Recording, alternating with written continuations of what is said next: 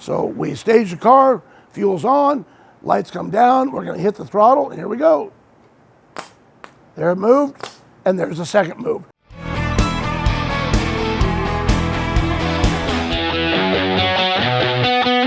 Hey guys, welcome back to the shop this evening. I got something really cool to show you. I'm quite excited about. I just hope to God you're about half as excited as I am, because I've got some time into getting this set up for you, but it's really cool. So it's been a while since I've made one of my Nitro Tech talks, and that's what this is. We're talking Nitro Tech tonight, and it's pretty dang cool. Here's what we're gonna do. We're gonna talk about how we run the car today with today's technology versus how I ran the car when I got the car many moons ago, back in 2000. The car was built in 98. What we're going to focus on is how we deal with adjusting the ignition timing going down the track, how we adjust the fuel that goes to the motor going down the track, and how the system, the computer, whatever's on the car, knows when to start. What starts the process? So here we go. Let me show you what's on the car now. And it's pretty cool stuff. So a really smart guy named Dave Leahy has a company called Electrimotion, electrimotion.com, check it out. That's where we all get our stuff. Everybody runs the same stuff. So the box on the car now that controls the fuel and the timing functions that the motor sees is called a command module. And that's this box right here. So I'm gonna show you a couple things about that and what we can do today. To start with, I want to show you how it starts. How does that command module, which controls the fuel and the timing, how does that start? How does it know when to go? And the race pack, the data recorder, also starts its recording. How? Well, it's very different today than when I got the car. Here's the throttle pedal, which is going to look very different than the throttle pedal in Chris's Hot Rod LS Camaro. But that throttle pedal, which is all aluminum, has a toe loop on it, which is a rule. So when the driver's foot, the heel is going to sit right here on this rest, and your toe is under that loop, so that when the pedal goes down, if the driver needs the pedal to come back up, you're not just relying on the springs. The driver can physically pull it back with that toe loop. That's a really important piece of the puzzle. On the bottom side, you can't see it, but there's a magnet on the back side of that Christopher and I installed in there a couple years ago now. And so that pedal is going to go down and hit a mechanical stop. It hits a bolt, so it can't go any further. So that's X, it's its stop. Well, about 100,000th away from that is this sensor, and it's right up against that magnet, about 100th away. This is called a Hall effect sensor. It just detects a magnet going by. This is not the only place we use these on the car. We've got one on the front wheel, so as the wheel turns and the magnet goes by, it counts, so you know the front wheel speed. And we've got one on for our drive shaft speed. It's actually in the rear end, and it's actually on the ring gear. But it's the same thing. It just is able to detect magnet and going by. So that Hall effect sensor with the magnet, when that magnet gets close, that tells it go, and it starts the process. So that will start the command module and the race pack. Remember that, because how we did it 25 years ago is radically different and almost comical now. In the command module, though, there's some cool stuff that I can do. This allows me to control the ignition timing, that's power, and fuel, that's power. So the two of those together determine how much power the car is making. Why? Why wouldn't you want all the power you can possibly get from the moment the pedal goes down? Because the car won't go anywhere, it'll just spin the tire, and that's not near as exciting as having it haul ass. So we have to regulate the power. We add the power as fast as we possibly can. Well, how fast is that? That's the hard part. If that was easy, it wouldn't even be much of a sport. That's the really hard part. We're always working on how quickly can we add the power. But the power is a combination of ignition timing and fuel volume. The more fuel you can burn, the more power you can make. That's nitro, right? We know that. With this command module, it gives me the ability to adjust the ignition timing up to 15 times in a 5-second run. And conversely, my fuel, I'm able to adjust the fuel delivery to the motor 15 times in 5 seconds. We normally don't even need all of those, not normally, but we've got gobs of granular control, the ability to control it at a real micro level. But there's another function in the command module I want you to know about. It's been a requirement for many, many years now. In fact, I believe that it was after we lost Scott Coletta in '08, I think it was, horrific crash with his fuel funny car, where he was unconscious and wasn't able to help get the thing stopped, and we lost him. Tragic, tragic deal. Shortly after that, Leahy, Dave Leahy at Electrimotion, came up with the safety box. That now added a radio receiver to the car and a radio transmitter on the wall just about 100 foot past finish line. So when the car goes by, that transmitter, the receiver on the car picks it up, and if the driver has not shut off the fuel, the ignition, and thrown the parachutes, if the driver hasn't done it, not a problem. The safety box will do that for you. All that crap happens automatically. I want my driver to control the car unless something's going wrong, but they should be proactively driving the car. But there's another function of that safety box, and that is if it had a catastrophic grenade blow up, it could do it automatically on its own if certain events happened, and the driver can control it with this switch right here. So I'm going to start by turning the power onto the car. So the command module's lit up. It's got different modes. I don't know if you can zoom in on that at all, Christopher. But I'm going to show you this on my computer in just a minute, but I actually transfer the settings that I want to go into here from an SD card that installs on the bottom. I'll show you that in a minute. But that's that setting, the voltage in the battery, and the safety box, which we're going to get to in just a minute. And that's where I do the air, which is the fuel that goes to the motor, and then there's the ignition timing. There's another section too, but that's enough for today. So what I want to do is simulate with this switch here, what do we call that switch, Chris? Oh shit. That's right, the old oh shit switch. If the driver needs to hit this, you're having a bad day. But watch what happens. You're going to focus on the fuel levers and on the parachute levers. So right now I've got the fuel all the way on, and the parachutes, of course, are still packed. If the driver hits this switch, this is what's going to happen. Holy smokes, it's fast. So it's going to immediately turn red, which tells you you're having a bad day, but you already probably knew that part. And it's using an air piston called a bimba to pull the parachute levers, and a big one over here to pull the fuel lever. So I'm going to shut that off now. There's the fuel lever that's been pulled, so the fuel shut off. By the way, that popping you hear is up here, and that's these air valves, and I don't know exactly how they work. I just know they work. That's part of what you get when you buy the command module from Dave. But that's how it controls the air that controls the fuel. So that's how we do it now. Let me take you to my computer, my laptop, to show you a couple things there. And then we're going to wind the Wayback Clock back and show you what we did 25 years ago. And this is what part I hope you like. I've had to rebuild this from parts laying around the shop, and I did it. I'm really excited. It's really cool. But let me show you my laptop first. Come check this out. Once I know what I want to do in the car, here's what we do. I created a run sheet, and it just tracks the variables on the car. But check this out. I found my run sheet from when I first started. This is from 2001, June 24th of 2001. And you can see, I don't even care about all those values and showing you those are real numbers. I don't care because there's nothing valid it's in the car anymore. There's nothing like that. Over on the left, though, is the time slip. So on this run, it went 537 at 265. And left real good, had a 923 to 60 foot and a 239 to 330. Anything that's less than 240, you're really hauling the mail. So the car was running good. So that's the run sheet that we used back in 2001. Well, let me show you the run sheet that we use now. So let me give you the disclaimer here. The values in here are crap. I've gone through and edited them. They are not valid. If you run an A fuel car this way, you're going to burn it up. It won't work. The time slip here is valid. That is an ET that I've run. So that's absolutely valid. But let me show you how it works. Oh, this is really cool. I want you to see this.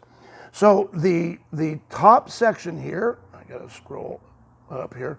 Okay, right there. Okay, so this section here is what controls the motor from the command module. The top half, so I will highlight, show you here, the top half of that, which is that section right there, that's the BDK. That's how we control the fuel that goes to the motor. The bottom part, that's this part right here, is the mags. That's the ignition timing. I'll show you about that in a bit too. But again, all the values are crap.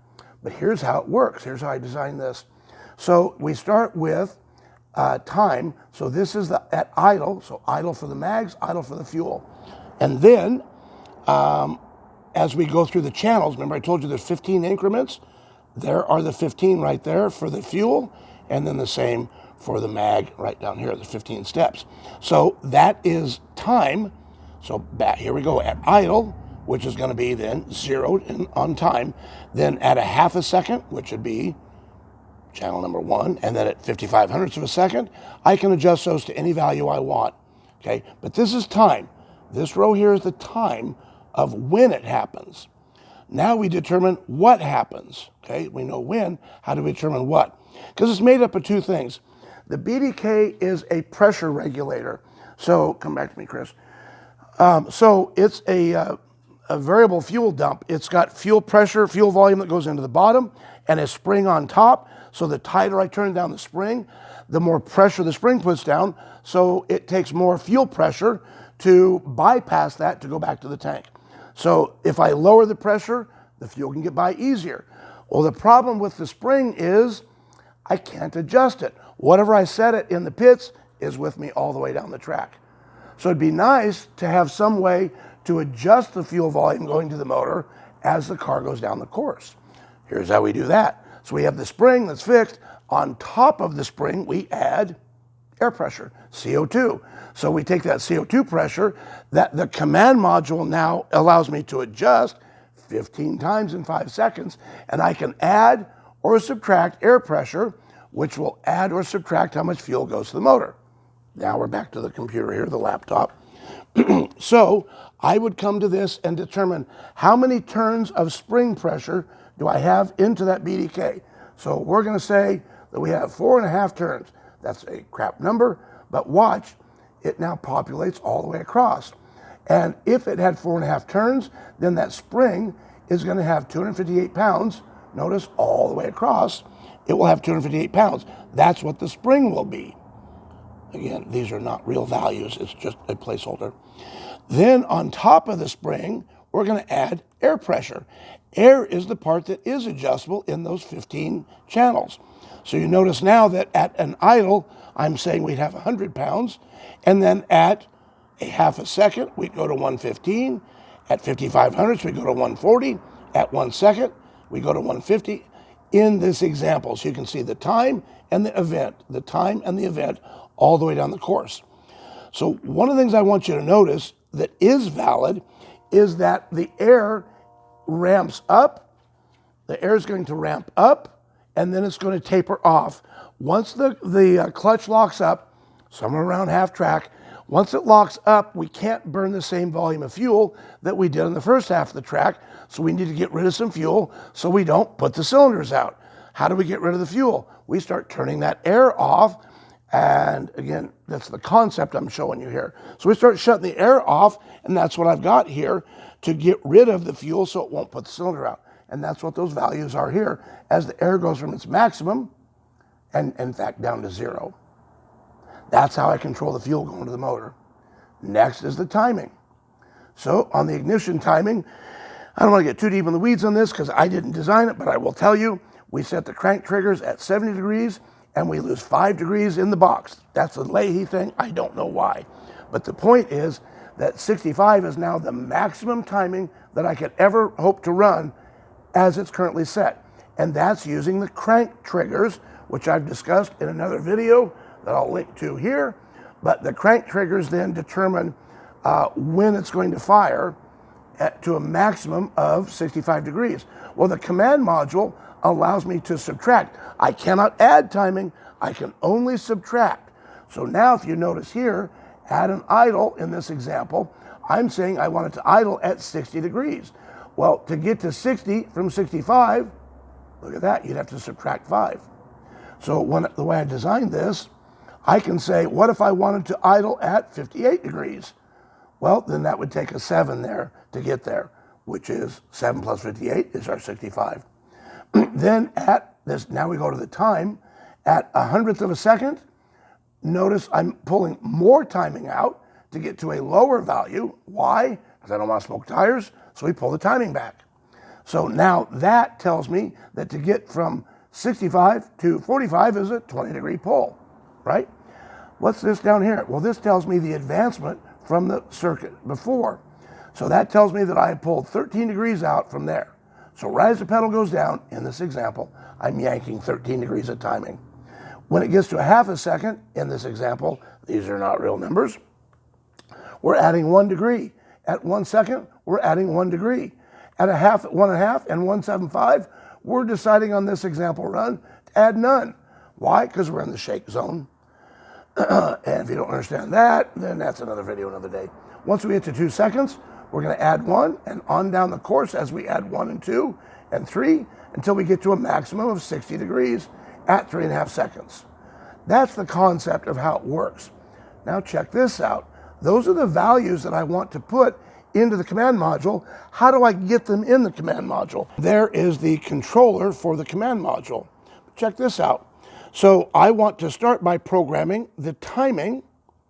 And so we end up with, which one's this? There's our timing control right there. Well, one of the problems I had when I first started using this is that the scale in the way they built the scale for the command module is vertical. And what I built was horizontal. So, arg. So, not to fear, here comes Super Tech Sean to the rescue. So he said, he built me this. And so now I just click on that little picture of the race car and click on mag, and all those values are right from there. And now, look at that, they're side by side so that I can transfer one to the other, because now they look exactly the same. Once I do that, I do the same thing with the BDK. Those values are all populated from the top half of this. And then I would bring up the BDK part, the air regulator, which is the BDK, and get this out of the way in the same manner. And now I've got them where I can do side by side, and they're oriented the same, and I can transfer the values. Once I do that, it's stored to this SD card right here. And then I pull that SD card out, and I go transfer it into the box, and you saw that setting when we brought the command module. That's cool. So I've got gobs of flexibility, gobs of ability to control, and it's slick. It's easy, it's slick, it's adjustable in the staging lanes. I will go up there with 2 or 3 tune-ups on that card.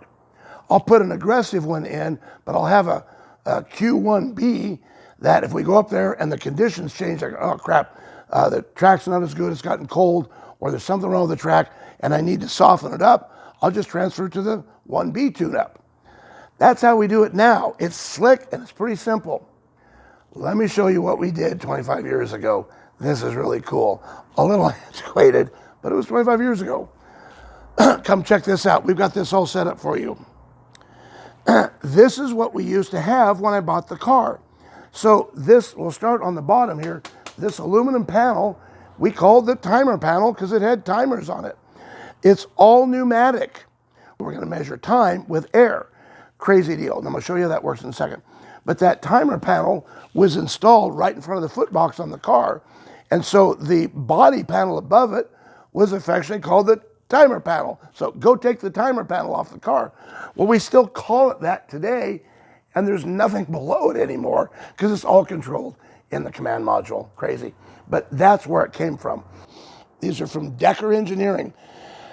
By the way, I looked this up online trying to find anything on it. I found absolutely zero on any of this stuff. Now, they do use these air bimba style pistons in industry all over the place. Chris was telling me FedEx uses it, UPS uses it. We control the race car with it. Let me show you how it worked. So we start with our timers. So this timer is an adjustable delay. And like an electrical layout, it shows you air in, air out, okay? And you can adjust this particular timer for between 0 and 3.0 seconds. But I can tell you from experience, you would not want to run it close to either end.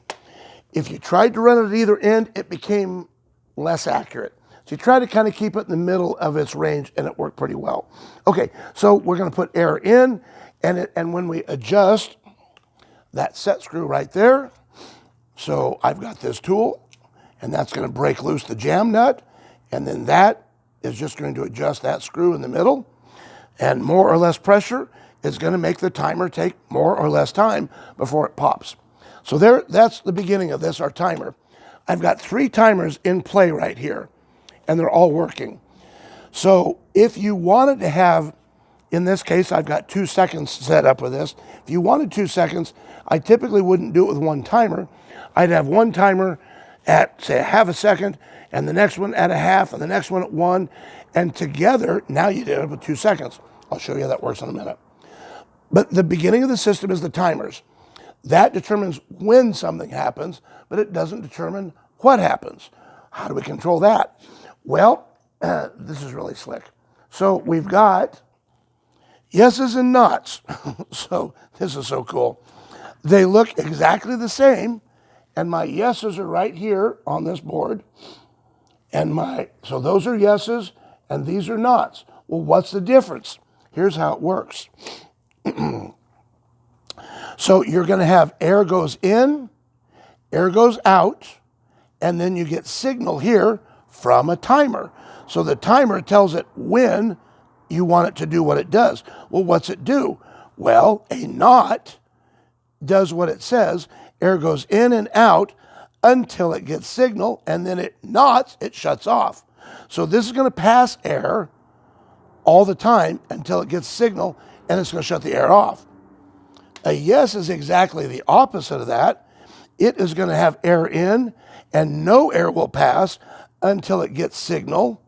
And once it gets signal, then it'll pass air. So they're exactly the opposite of each other. Then we've got an or, which looks a lot the same on top. What's that do? That's essentially just a Y valve. So you're going to have 2 air pressures in, and the highest value will come out. So it's just a Y valve. I'm not using any on this example today. So we used yeses and nots and timers back in the day to adjust the ignition timing. Let me show you how this works. I gotta sit down here and show you this. This is cool. So we have that magnetic Hall effect sensor now. That is not what we had then. We had an air switch. When the button goes down, air passes, and that would go to the ignition through the timers. It would go to control the fuel, to control these little regulators we have. And there was no safety box then, kind of on your own. But that's what started the system, was when that button went down. So to start with, I'm going to show you how I would adjust these timers for how long it takes them to pop. So I'm going to take off the end from where we were. And this is some of the toys that I've collected over the years that I've used to put this back together. There's a lot of money here, and 98% of it we don't use anymore. It's kind of sad because it's kind of cool stuff. Oh, by the way, if you ever see me at the starting line, in any of the videos of us starting line, you'll see that I've got these things in my mouth. Those are air bleeds, and they're plugging a hole on the side of the induction system, and I use those to adjust the idle speed by adjusting how much air the motor gets. More air, faster idle, less air, lower idle. But that's what that is. Okay, so I am going to move this timer measure. So this is just a clock that will measure time with air going through. So green is the beginning, blue is the end of it, but I've got to hook it up to the timer I want to check. So what I'm doing, the orange there, the red there, I push down, and that moves these razor blades out of the way that are otherwise gripping into this tube. So I took that out so I can put this in, and now I should be able to measure this timer here. So let me get this stuff back out of the way, and then I'm going to turn my air back on, and we're going to start by checking the timer, this first timer, to see how long is it set for. So here we go. Let's see what it does. We push the button and watch. And there it is. So we're going to reset there. And that's exactly what I wanted, was a half a second. So it's set to pop at a half a second. So I know that's doing what I want. Take that out, put that back in, so it now can complete its air circuit to do what I want. I know the second one's set at a half, and the third one here, I've got this Y adapter, simply so I've got a place to connect the timer box, and let's see what it does with all of them together. And we'll see. Here we go. Whoop. Let me reset and hit it again. Okay, so you see it's 2.0 there. That's what I wanted, was 2 seconds. But you saw 1.9 the time before. And that's one of the challenges with these, that they weren't near as consistent as the electronics are. Not only that, but I'm off by 1/10 of a second, which doesn't sound like much, but I'm telling you, in our world, it can be a lot. I can adjust that down to the 100th of a second, and it's pretty dang precise. So we've come a long ways in the accuracy that we have. So I've got this whole system set for 2 seconds. Well, to what end? What is it doing? Well, check out what I've got it doing. Get this out of our way here. So when I got the car, this is what was set up for the ignition system. There were no crank triggers back in the day. This is as old school as it gets. So the ignition timing was all done absolutely old school manually.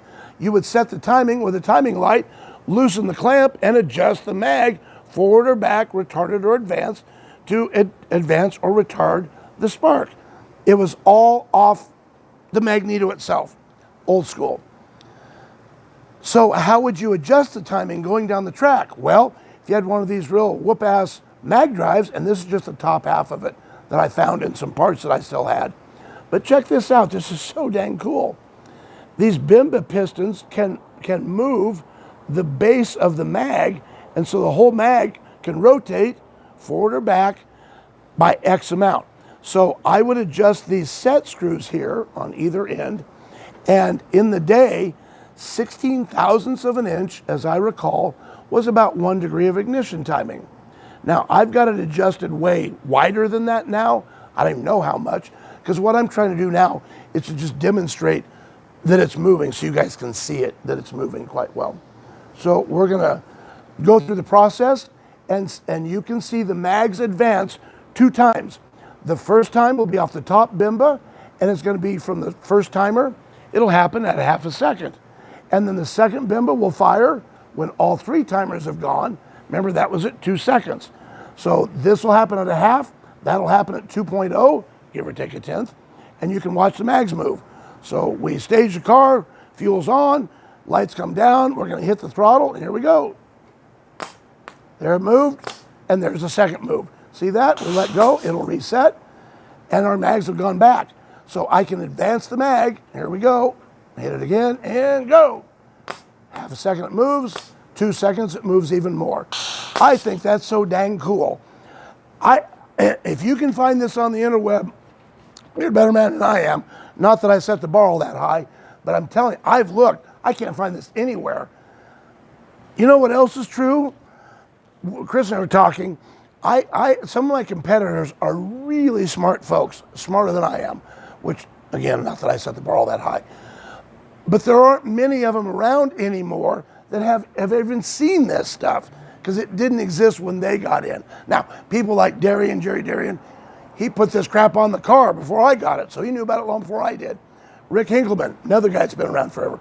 There's a lot of guys and gals that have been around a long time, but there's a lot of newbies too that would have no idea what this stuff even is.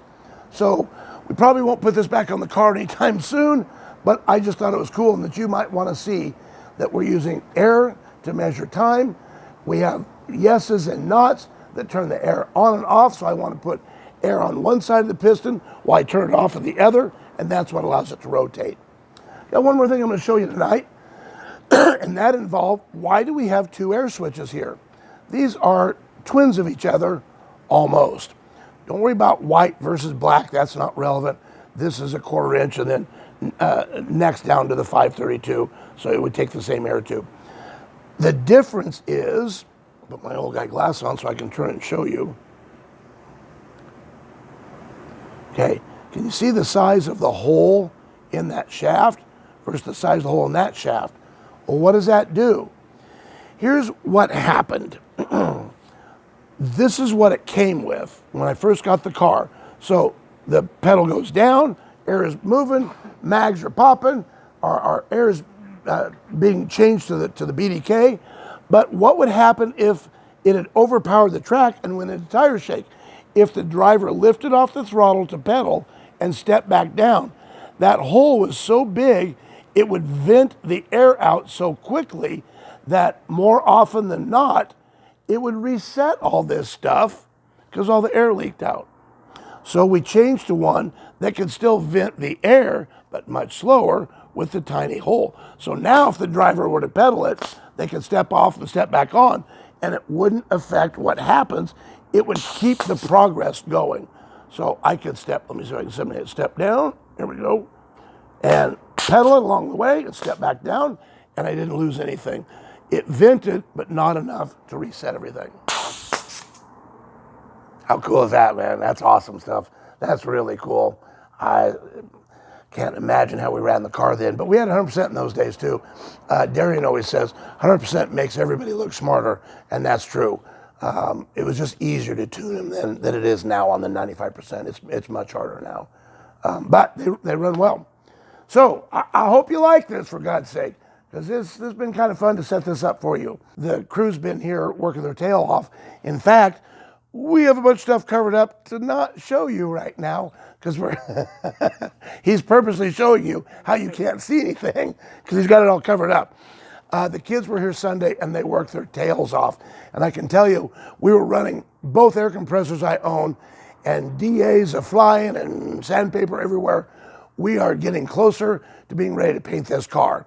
So it no longer looks like it did in 2003. It looks, in fact, like it did in 1998, because there's nothing on it right now. So it's kind of naked. But we've got our paint picked out. In fact, I'll show you that too, because we've made a couple upgrades along the way.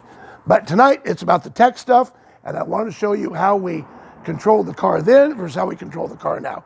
I hope you've enjoyed this. Please comment and ask me any questions you want, and I'll do the best I can to answer them and tell you how it works, what we did. Appreciate you being here.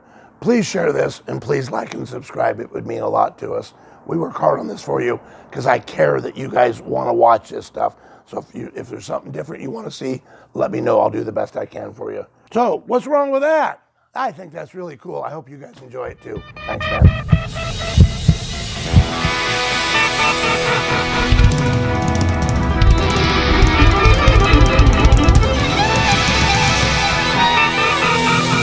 Brothers and sisters, thank you.